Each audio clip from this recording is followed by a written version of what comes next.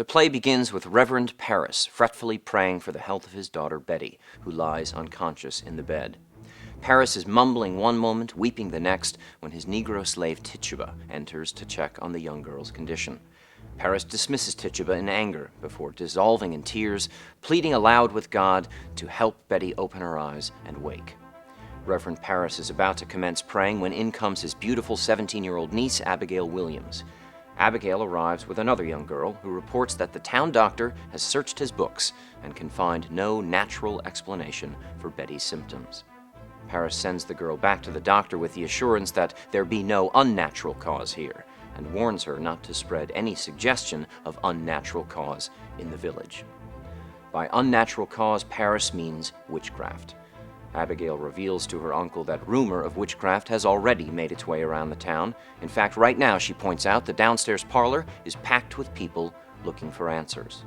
Reverend Paris is terrified because he saw with his own eyes what the people in his parlor are clamoring to know about. The night before, Reverend Paris discovered Abigail and Betty dancing in the forest. He says he saw someone running naked through the woods and recounts having seen the slave woman Tituba waving her arms over a fire while making a kind of incantation in gibberish.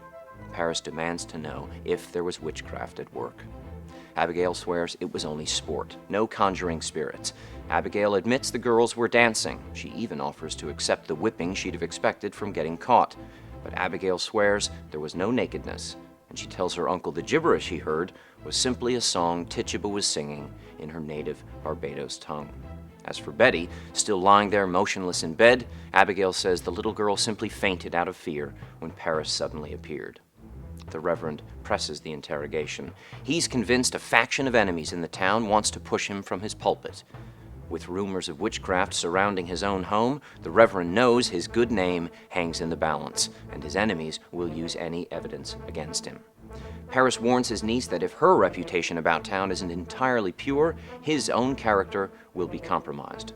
Abigail insists her reputation is clean. "There be no blush about my name," she says.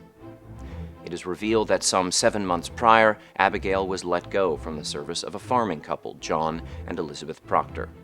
With all other married women in the Puritan faith, and in this story, Elizabeth shares the nominal distinction, Goody. The Reverend has heard that Goody Proctor thinks Abigail's reputation is soiled. Why, he asks Abigail, would Mrs. Proctor think that?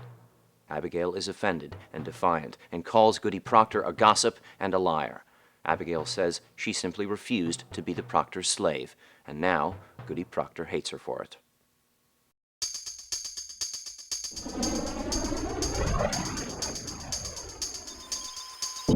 Arthur Miller based The Crucible on real events of 1692, when, in the Puritan village of Salem, Massachusetts, 19 men and women were hanged for witchcraft.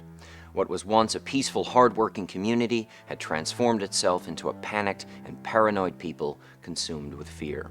In the months that followed the witch trials, Salem disappeared from the map.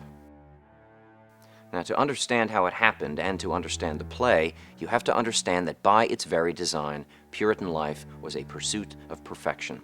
The Puritans thought of their society as a city on a hill, a shining example for others to follow. The Puritan ethos demanded that its people lead godly lives, never succumbing to temptation or sin. In this world obsessed with perfection, imperfection was vilified. Every human failing was magnified to the point of being monstrous. The residents of Salem had become wildly suspicious of even the most basic human urges. Sexual desire was considered not just sinful, but unnatural. And what was unnatural was considered nothing less than the devil himself. Also remember that late 17th century colonial America was a land of superstitions. To many, witches and evil spirits were as real as the devil himself, who was out there beyond the wood's edge, constantly at work on the corruption of human souls. It was in those woods that the Reverend Paris sees the incident that gives rise to the entire hysteria of the Salem witch trials. The power of perception is a theme on constant display in the story. Even the incident in the woods is an amalgam of perceptions. It's never actually seen on stage. It's the catalyst for chaos, and yet it's only talked about. What actually happens there becomes a side note next to the sinister meaning attached to it. No surprise then that as the play begins, Reverend Paris is in a state of panic. He believes that he saw village girls summoning spirits and running naked, among them his own daughter and niece. As the spiritual head of the community, Paris would be expected to take the lead on any matters affecting the general spiritual health. What he saw certainly qualified.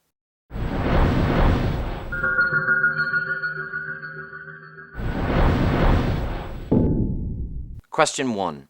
Why does Reverend Paris fear his niece has fallen victim to witchcraft? He found a mysterious potion in Betty's room. He overheard a rumor. The slave woman Tituba feels mysterious energies. He discovered Abigail and Betty dancing in the forest.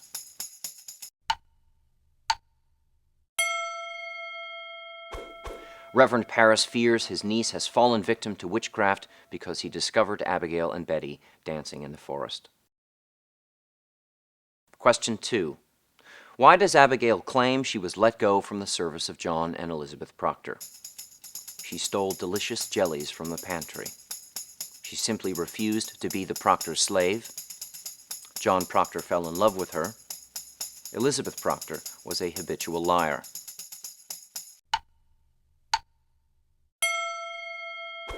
Abigail claims she was let go from the service of John and Elizabeth Proctor because she simply refused to be the Proctor's slave. Question 3. On what real events did Arthur Miller base the Crucible? The Salem witch trials, the McCarthy investigations, the spiritual awakenings at Massachusetts Bay, the trial of Massachusetts Bay versus John Proctor.